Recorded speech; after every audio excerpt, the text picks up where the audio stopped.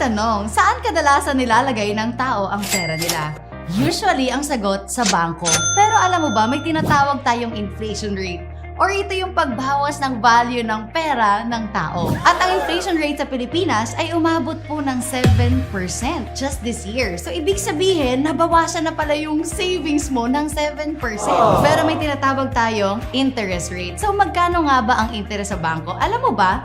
Here's the graph. Kung ikaw ay may savings na 5 million pesos, ang tinubo niya or ang interest rate niya, alam mo ba, ay 1% lang. Tumubo yung pera mo ng 1%, pero nabawasan siya ng 7%. So, ibig sabihin, kung ikaw ay nag-ipon ng 5 milyon, nabawasan ka ng 6%. Lugi o lugi? You are losing your money by just saving it in the bank. Is savings good or bad?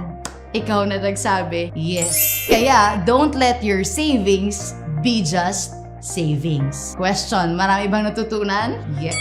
Meron tayong tinatawag na 4 na klase kung paano kumikita ng pera ang tao. E, S, B, and I. E for employment, S for self-employed, B for business, and I for investment. E, ibig sabihin po nito, employed, ito po yung may 15-30. Sila po ay sumusweldo and usually they work for someone else. S for self-employed, ito po yung mga nagne-negosyo at sila rin nagbabantay sa sarili nilang negosyo. For example, may-ari ng bigasan. Ito rin yung mga nasa palengke nagbabantay, may-ari ng karinderya na sila namuhunan pero sila rin nagbabantay. Ang tawag po sa kanila ay self-employed. B for business. Ibig sabihin po nito, ito yung mga nagne-negosyo na yung may-ari hindi na nakikita physically sa store nila. One example is si Mr. Tony Tan Cakchong. Siya po may-ari ng Jollibee, siya may-ari ng Greenwich, Burger King, Mang Inasal, and many more. Question, yung may-ari ba ang nagbukas sa'yo ng pintuan at nagsabing, "Welcome to Jollibee, ma'am. Welcome to Jollibee, sir." O, tas naki-CR ka lang. Paglabas mo, come back again.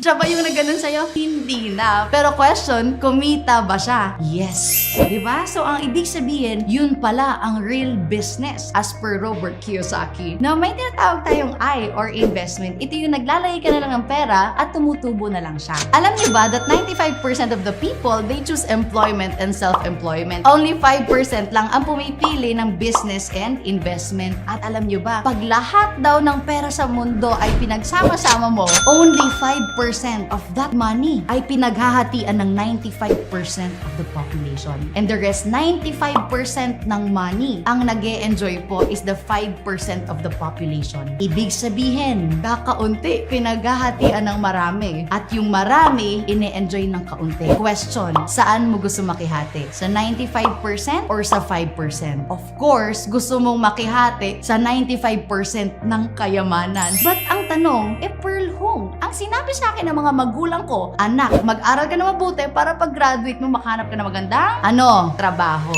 Bakit ganon? You know what? Kasi nung unang panahon, talagang uso po ang magtrabaho. Yun po yung tinatawag nating industrial age. Dati, isa lang ang may trabaho sa pamilya, pwede na. Tatay lang at yung nanay nasa bahay. Naglilinis, nagwawalis, pero well off na sila. Pero sa panahon ngayon, pansin mo, 2 na ang may trabaho sa pamilya, kulang pa rin. The economy is changing and upgrading. Dapat ang mindset o ang kaalaman din natin ay nag-a-upgrade. Kung papansinin nyo, ito naman, sa Pilipinas, sino ang pinakamayayaman? Henry C., Lucio Tan, Gokong Wei. Ano sila? Mga Chinese. Kung papansinin nyo, liit mata pero laki kita. Ang mga Pinoy, laki mata pero wala kita. Yan po yung nangyayari sa kanila. Bakit? Yun po ang nagiging reality dahil ang mga Chinese, paano pinapalaki? Anong sinasabi? Ikaw, anak, ikaw habang bata pa, ikaw bantay ating negosyo. Paglaki mo, ikaw may-ari ating negosyo. Diba? O yung isa, gumraduate para maghanap ng trabaho at yung isa, para magnegosyo. Question, sino more likely ang magsasucceed? Of course, yung nagnenegosyo. And I'm talking to you dahil Pinoy ka, Pinoy rin ako, at ang mayayaman sa Pilipinas, sadly, ang nagnenegosyo ay hindi mga Pinoy. It's time for you, it's time for us para maging utak negosyante na tayo. Eto pa, bakit ang mayayaman lalong yumayaman at ang mahihirap lalong humihirap? It's because magkaiba pala sila ng diskarte. May isa tayong tinatawag na law of singleness. Ibig sabihin po nito, and one example are the employed. You have to work every day for you to earn. If you don't work, you won't have income. Sila po yung mag-isa, required everyday pumasok, no work, no pay. Paano po pa magkasakit sila? Eh di wala ring kita? What if ma-endo na yung contract nila after ng lahat ng pinaghirapan nila? Wala rin pong kita. And the stability, not sure din po. Another example of law of singleness ay tinatawag po natin na self-employed. Ito po yung mga lawyers, doctors, or high-paying jobs. Kung papansinin nyo, malaki man ang sweldo nila, pero at the end of the day, kapag si Doc ay nagkasakit at hindi po nakapag-practice, kapag wala po siya naipundar na clinics, no work, no pay. Kapag ang isang abogado ay walang kaso, no work, no pay. And one example dito ay mga small business owners. Ganon din, they have to work every day for them to earn. If they don't work, they won't have income. Now, this is the secret of the rich. Ito yung sikreto nila kung bakit sila yumayaman. Ang tawag ay law of leverage. No work, pero with pay. Pwede pala yun? Yes, at marami nakakagawa at ngayon, it's for you to find out. Kaya napakaswerte mo na pinapanood mo tong video na to. Ano nga ba ang law of leverage? One example, tignan natin si Mr. Lucio Tan. Alam mo ba, mag-isa lang siya pero nag-leverage siya or nagparami siya ng negosyo. Siya po may-ari ng Fortune Tobacco. Siya po may-ari ng Foremost Farm in Davao. Asia Brewery, kanya din. Eaton Group of Companies, sa kanya rin. Philippine National Bank, kanya rin. Malls in China and Hawaii. Allied Banking Corporation, Century Park. At ang paborito mong Tanduay, kanya rin po yan. Ibig sabihin, si Lucio Tan mag-isa pero nagparami siya ng business niya. Pangalawang dumami sa kanya is the people working under him. Alam mo ba na si Lucio Tan ay may 40,000 plus employees who will work, imagine who will work 8 hours a day. So si Lucio Tan, dahil sa sistema na na-build niya, ay may 320,000 hours a day. Grabe, no? Samantalang, kung ang diskarte mo daw sa buhay ay law of singleness. If you work 8 hours a day and 5 days in a week, that's 50 weeks for a year. And you work for 40 years. Alam mo ba na ikaw daw po ay may 80,000 hours for 40 years? Buong buhay mo na. Ikaw ay may 80,000 hours because sabihin natin you start working at 20 and you retire at 60. Samantalang si Lucio Tan, ang 80,000 hours mo doing the diskarte of law of singleness, ang 80,000 hours mo, 2 hours lang ni Lucio Tan. Na ang ginagawa ay law of leverage. Sabi, ganun pala yun. O question, anong mas gusto mo? Law of singleness o law of leverage? Of course, leverage. So see the difference? It's not just about the money. It's about the time na sana pinapahinga mo na pero tinatrabaho mo pa. Yun po yung tinatawag nating working smart and working hard. So anong mas gusto mo? Working smart o working hard? Of course, it's working smart. So pag-usapan naman natin ang kinikita ni Lucio Tan. Sabihin natin that Lucio Tan is just earning 10 pesos per hour. Since si Lucio Tan ay may 320,000 hours a day, alam mo ba ang isang oras niya ay 3.2 million. So in 3 days, meron siyang 9.6 million. At sabihin natin si ate, ayaw pa rin mag-leverage. Gusto niyang law of singleness lang at mag-work siya for 40 years. So that's 80,000 hours. Sabihin natin na may naiipon siyang 120 per hour. Alam mo ba, that's also 9.6 million pero in 40 years. So it's not just about the money, but the time. Na sana, pinapahinga mo na, kaya lang tinatrabaho mo pa rin. This is working smart versus working hard. Alam ko ngayon, since alam mo na yung law of leverage, magle-leverage ka na talaga. And now, this one, may tinatawag naman tayong financial statement of the poor and financial statement of the rich. Alam nyo ba, may tinatawag tayong 4 yan Income, expense, asset, and liability. Ang mga tao daw na nasa financial statement of the poor, they focus on having a big income but not building assets. Ano ibig sabihin ng asset? Assets are your money-making machine. Pinaglalagyan mo ng pera at tumutubo ng pera. Well, most of the people, pag sila daw ay may income, ang ginagawa sa pera ay napupunta sa liability. Bumibili ng mga bagong cellphone, bumibili ng mas malaking sala, mas malaking TV. Question, manood ka ng TV, kikita ka ba dyan? Hindi. Kahit 0% interest yung sofa mo at hinigaan mo ng hinigaan. Question, kikita ka ba dyan? Hindi rin. Kasi yun po ay pinaglagyan ng pera at hindi tumutubo ng pera. And they are ending up na 3 years na pala nag-work, 5 years na pala nag-work, 10 years na nag-work, pa-retire na, pero wala pa rin naipon. At kapag ganito daw po ang klase ng mindset, you are one step closer of being broke. Kasi ikaw lang ang inaasahan. Another liability na pinaglalagyan ng tao ng pera nila, more likely ng Pilipino, is yung bahay. Alam mo ba, sabi ni Robert Kiyosaki, that if your house is your biggest investment, your life is in trouble. Bakit? Pansinin mo, ang mga Pilipino, ang lalaki ng bahay, pero ang liit, ang cute ng negosyo sa sari-sari store. Pero ang mga Chinese, ang lalaki ng negosyo, ang liliit ng bahay. Why? Alam nila na negosyo talaga at asset talaga ang pinaglalagyan ng pera. And sadly, there's a lot of OFWs na na-meet ko na pag-uwi ng Pilipinas, walang naipundar at kailangan umasa sa anak dahil ang kanilang pera na naipundar napunta lahat sa bahay. Kaya this is a blessing na nalaman mo tong video na to. And as for Robert Kiyosaki, ang mga tao daw po mostly ay natatrap sa rat race cycle. Ito po ang cycle na nangyayari. So from work, merong income. After ng income, syempre may mga expenses. No? After expenses, pag medyo may natira na uuwi sa lifestyle. So after lifestyle, no savings. After ng no savings, what if magkaroon na emergency? Nauuwi po sa utang. At para mabayaran yung utang, kailangan ulit mag-work, sweldo, gastos, utang, work, sweldo, gastos, utang. Before they know it, 10 years na pala nag-work, 20 years na pala nag-work, na hindi na lang nila namamalayan na na-trap na pala sila sa cycle. At alam mo ba, ito po yung gusto kong ipabaon sa'yo, that loans can be a privilege or a trap. At ito ay magiging privilege if you know na ilalagay siya sa asset. And it's a trap kapag ilalagay lang siya sa liabilities. Congratulations! Kasi alam mo na ngayon at matalino ka na sa finances mo. Now we go to the financial statement of the rich. Or paano ba yung mayaman ang mga tao?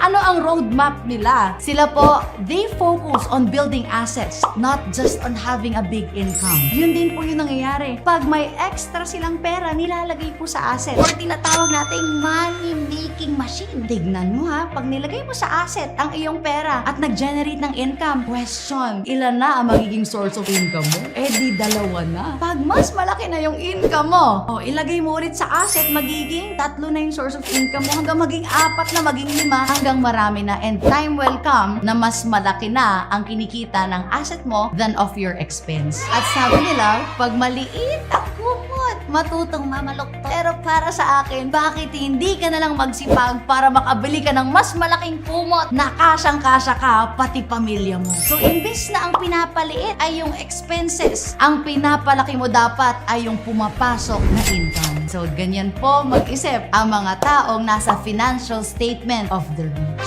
Invest on money-generating leverage asset. Now, ang tanong, what if may ipon ako? Pearl Hung, anong gagawin ko? O ito, kung ikaw ay magta-traditional business at may ipon ka, sabihin natin 20,000, ang pwede mong itayo ay barbecuehan. Kung ikaw naman ay may 50,000, pwede ka magtayo sari-sari store. Kung ikaw naman ay may 100,000, pwede ka magtayo ng small franchise. 300,000, siguro mga internet shop. 500,000, water refilling station. Pero kung ikaw ay may 50 million pesos, pwede ka pong magtayo ng Jollibee. Pero ang question ko, again, where is the leverage business here? Sa lahat ng choices, it is Jollibee. Ang question ko sa'yo ngayon, may 50 million ka ba? At kung ikaw ay wala masyadong malaking puhunan, alam mo ba, sabi ni Jim Rohn, which is the mentor of all mentors ngayon sa buong mundo, sabi niya, network marketing is the big wave of the future. It's taking the place of franchising, which now requires too much capital for an average person. Ibig sabihin, siya mismo nagsasabi that this is like franchising, pero hindi mo kailangan ng malaking kapital. Ito pa. Ang sabi ni Tony Robbins, that what's beautiful about network marketing is you've got all the benefits of being an owner, but you do not have to worry about the supply chain. You don't have to worry about the accounting, especially in the world today. There are really some great network marketing companies. Network marketing is amazing. I idol ko to si Anthony Robbins. Siya mismo sinasabi na mag-network marketing ka. Also,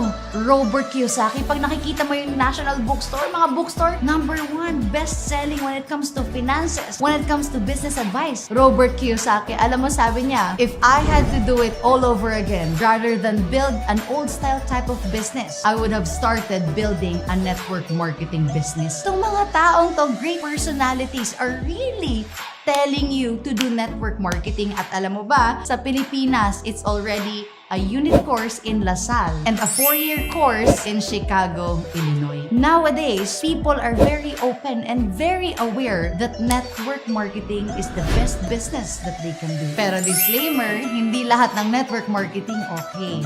Kaya ako naging matalino. Kasi sabi ko, bakit itong mga great personalities, they're building up network marketing. So sabi ko, it's for me to find out. Nag-research ako, talagang mas na-in love ako nung nalaman ko yung industry. Naging wais ako at dun ako sumali sa company na pinakamarami na-create na millionaires. Did you know that Empowered Consumerism ay 16 years na, and in 16 years, nakapag-create na rin po ng 16,000 plus millionaires. Ibig sabihin, they are creating 1,000 millionaires every year. The company is creating 83 millionaires every month. That is 2 to 3 new millionaires every day. Kaya dito ako sumali. When you study the industry, we have no difference between the modern business we have in this generation. Alam mo tong mga to. Example, Grab, Facebook, Alibaba, Airbnb, Spotify, and Instagram. Take a look at this. Grab is the world's largest taxi vehicle company, but they don't own any taxis at all. Pero sila yung pinakamayaman doon. Facebook is the world's most popular media content provider, but they create no contents at all. Alibaba is the world's most valuable retail industry, but they don't have any inventory. Airbnb is the world's largest accommodation provider, but they don't own any real estate. Mas mayaman pa yung may-ari ng Airbnb than most of the businesses na hotels na decades nang nakatayo. Spotify is the world's most popular music service, but they don't own any music rights. And we have Instagram, the world's most valuable photo company, but they don't sell any cameras. What they all have ay system, and it is online. Wala pong pinagkakaiba sa ginagawa natin ngayon. It's a community of online entrepreneurs, whereas we are creating 1 millionaire every week because of our solid online system. We are helping a lot of people na gustong magnegosyo pero hindi nila alam kung paano sila magsisimula. Gustong magkaroon ng online business pero hindi nila alam kung anong gagawin. We are helping a lot of OFWs na sila mismo gustong magnegosyo at gusto nila sila ang may control ng negosyo nila. That's why they are choosing this business. Actually, marami na rin kaming napauwi na OFW na nandito sa Pilipinas enjoying their time and financial freedom. So alam niyo ba, sobrang dami nagahaw sa amin, as in ang dami nagahaw. And a lot of people wants to do this business. Ngayon, sa lahat na naghaw na yon,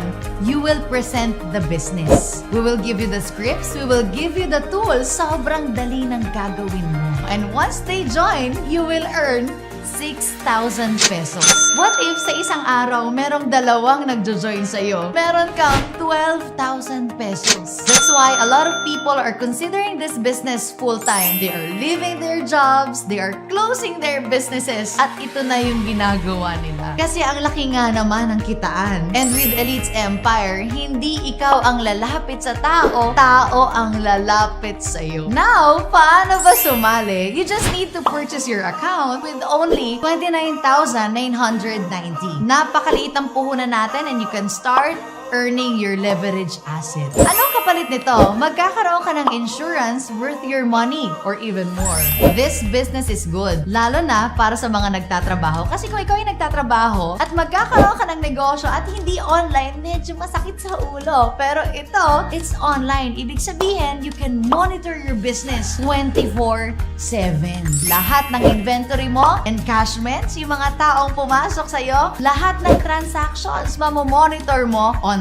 Paano? You will have your own username and password na ikaw lang mismo ang pwedeng makamonitor nun. So, everything will be there. Kumbaga, meron kang online secretary. Now, we have this benefit na ito yung pinakagusto ko is you will have free trainings na yung mga tao na mga kumita dito na nasa top na nagsimula rin katulad mo, they are the ones to train you kung ano yung ginawa nila, kung bakit sila kumita rin ng malaki. Another benefit is you will have free travel incentives. You will have this voucher na pwede mo ipag-travel ang family and loved ones mo. Another benefit is you will have your ATM, BDO, and China Trust. At alam nyo ba, tayo lang po ang nag-iisang may 8-story building dito po sa Cebu. Tayo lang yung may ganyan sa buong Pilipinas. Our company is very stable, kaya dito ako sumali. Pag-usapan naman natin ngayon kung magkano ang kitaan. And this is exciting. How